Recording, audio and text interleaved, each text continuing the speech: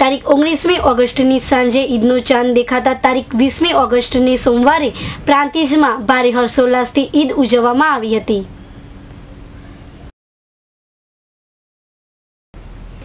પવિત્ર રમજાન માસમાં મુસ્લિમ બિરાદરોએ રોજા રાખી અલ્લાહની ઇબાદત કર્યા પછી રવિવારે સાંજે ઈદનો ચાંદ દેખાતા સોમવારે ઈદ મનાવવામાં આવી હતી. ઈદનો ચાંદ દેખાતા પ્રાંતિજ નગરના મુસ્લિમ બિરાદરોએ એકબીજાને ભેટીને ઈદ મુબારક પાઠવ્યા હતા.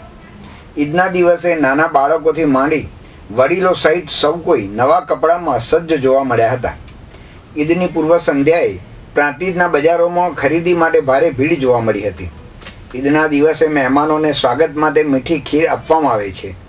પ્રાંતિજ નગરની લીમલા રોડ ઉપર આવેલી ઈદગાહ મસ્જિદમાં સવારે 8 કલાકે ઈદની નમાઝમાં ભારે સંખ્યામાં મુસ્લિમ બિરાદરોએ ઈદની નમાઝ અદા કરી હતી.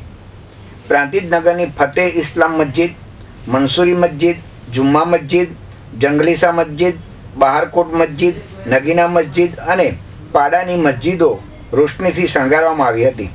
સવારે ઈદની નમાઝ અદા કર્યા બાદ પ્રાંતિજ બજારોમાં મુસ્લિમ બિરાદરો એકબીજાને ભેટીને ઈદ મુબારક પાઠવતા હતા.